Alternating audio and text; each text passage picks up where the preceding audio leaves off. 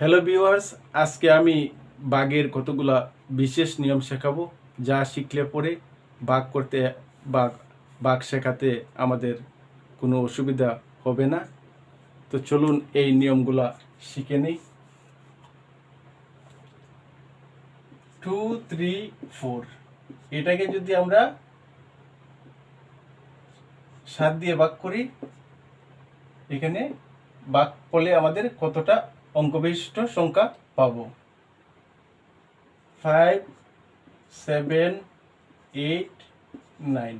এটাকে যদি আমরা 4 দিয়ে ভাগ করি তাহলে কতটা অঙ্ক বিশিষ্ট সংখ্যা পাবো?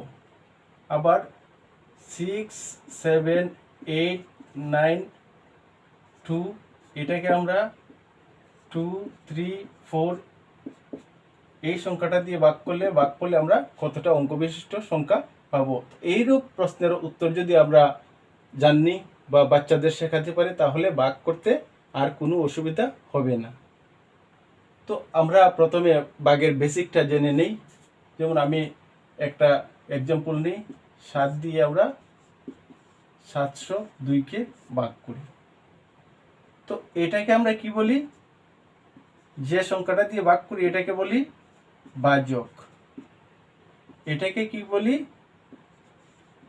ভাজ্য। যে সংখ্যাটাকে ভাগ করি এটাকে আমরা বলি ভাজ্য। আর যে রেজাল্টটা পাই রেজাল্টটাকে আমরা কি বলবো? ভাগফল। আর যদি আমাদের কোনো সংখ্যা ভাগ করে করে অবশিষ্ট থাকে তাহলে এটাকে আমরা বলি ভাগশেষ। তো এটাকে ইংলিশে আমরা কি বলি? ডিভাইজর। এটাকে বলি ডিভিডেন্ড। এটাকে বলি কোশেন্ট। এটা কোশেন্ট আর এটা রিমাইন্ডার। তো এইগুলো হলো আমাদের বেসিক। তো আমরা এই ভাগটা করে নেই। 7 ভাজক আর 702 ভাজ্য। তো আমাদের কি করতে হয়? এই ভাজক দিয়ে প্রথমে দেখতে হয় যে প্রথম যে অঙ্কটা আছে এটা ভাগ হয় কি না। যদি ভাগ হয় তাহলে আমরা ভাগ করে নেব, আর যদি না হয় তাহলে আমরা দুইটা অঙ্ক একসাথে দেখে নেব যে তার মধ্যে কতবার ভাগ হয়। তো আমাদের এখানে 7, এখানে 7, তার মানে আমরা একবার ভাগ করতে পারি, তো আমাদের 7 হয়ে যাবে। আমি আসলে আমরা যে সচরাচর যে ভাগগুলো করি এইগুলো নিয়ে আলোচনা করছি না, শুধু যে ভাগগুলো করতে আমাদের একটু অসুবিধা হয় এই ভাগগুলোই আপনাদের শিখিয়ে দিচ্ছি। তারপরে এই অঙ্কটা নামিয়ে আনতে হয়। তো এখন কি করতে হয়? এই অঙ্কটাকে 7 দিয়ে ভাগ করতে হবে। তো এখানে 0 আছে, 7 দিয়ে ভাগ করতে পারি না, তার জন্য কি করতে হবে? আমাদের 0 দিতে হবে। তো এখন কি 0কে 7 দিয়ে গুণ করে রেজাল্ট লিখবো? তো তার আনসার পেতে হলে আপনাকে একটা জিনিস বুঝতে হবে যে আমরা যদি 7 দিয়ে 14কে ভাগ করি তাহলে কি হবে? এটা ছোট সংখ্যা, 7 থেকে ছোট, তার জন্য আমরা 2 অঙ্ক একসাথে করতে পারি। তো এই নিয়মটা যদি আমরা মানি তাহলে এখানে আমরা কি করতে পারি? 2 নামিয়ে আনতে পারি। এখানে আমরা পেয়েছি 0, 2। তো 7 দিয়ে ভাগ করলে 0 হবে, কারণ এটা ছোট সংখ্যা, ভাগ করতে পারি না। তো এখানে আমরা 0 লিখব। এখন আমরা বিয়োগ করলে আমরা কি পাই? 2 পাই। অবশিষ্ট বা ভাগশেষ আমরা 2 পাই। তো এখন এখানে যে 2টা 0 হলো, এটা কিভাবে দেখুন? এই 7 দিয়ে আমরা এই 7কে ভাগ করেছি, অর্থাৎ প্রথম অঙ্কটাকে আমরা ভাগ করতে পেরেছি গতিকে তার পরের যে 2টা অঙ্ক থাকে এই 2টা অঙ্কর বদলি এখানে 2টা অঙ্ক বসে, অর্থাৎ এখানে 2 আছে, 7 দিয়ে ভাগ হবে না, 23 হবে। তো 23-এর এখানে আমরা 3 বার করতে পারি। তো আমি আর ভাগটা করছি না, তারপরে এক ডিজিট থাকে, এখানে একটা ডিজিট হবে, অর্থাৎ এখানে আমরা 2টা ডিজিট আনসারে পাবো। আর এইখানে 4 দিয়ে প্রথম অঙ্কটাকে ভাগ করতে পারি, তারপরে এখানে একটা ডিজিট পাবো, তারপরে আরেকটা, তারপরে আরেকটা, তারপরে আরেকটা, অর্থাৎ এখানে আমরা 4টা ডিজিটের অঙ্ক পাবো। এখানে দেখুন, এখানে 3 অঙ্ক বিশিষ্ট সংখ্যা, তো আমরা 3 অঙ্ক বিশিষ্ট সংখ্যা দেখে নেই, ভাগ হবে, তার মানে আরো 1 2, তো এখানে 3টি অঙ্ক বিশিষ্ট সংখ্যা আমরা আনসারে পাবো। তো এই নিয়মগুলো যদি আমরা প্রথমে বাচ্চাদের শিখিয়ে দিই তাহলে কি হবে, এই ভাগগুলো করতে তাদের এত অসুবিধা হবে না, কারণ তারা প্রথমেই দেখে নেবে যে রেজাল্টে কতটা ডিজিট হবে। যখন ভাগ করবে যদি ডিজিটগুলো না মিলে তাহলে কি হবে, তারা আবার এটা নতুনভাবে করে দেখবে যে কোথায় ভুল করেছে। তো এইভাবে আমরা বাচ্চাদের শিখালে আর ভুল হওয়ার সম্ভাবনা অনেকটাই কম থাকবে। তো আমরা এখন 12 দিয়ে 1 0 2 3 4 এই সংখ্যাটাকে আমরা ভাগ করে দেখি আমাদের কি অসুবিধা হয়।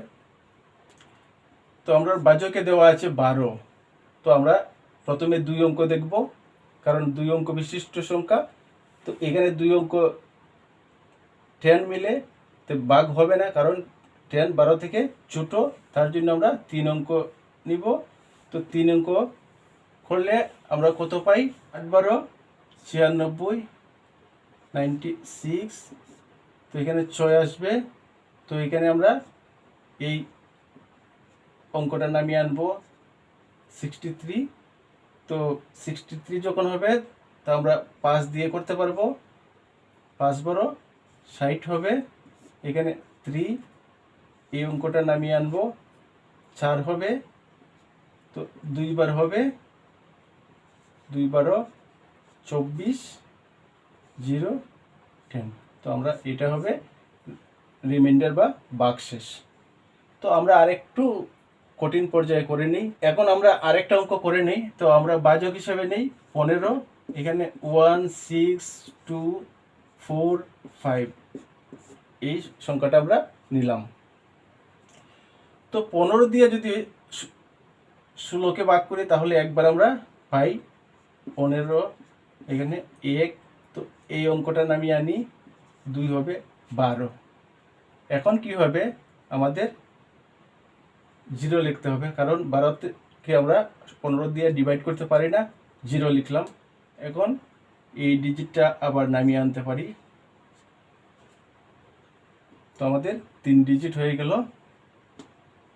তো 15কে 8 দিয়ে গুণ করলে আমরা পাই 120, এখানে 4, এখানে 5, এই অঙ্কটা নামিয়ে আনলাম, 3 4 5, এখানে আমাদের কিছু থাকলো না।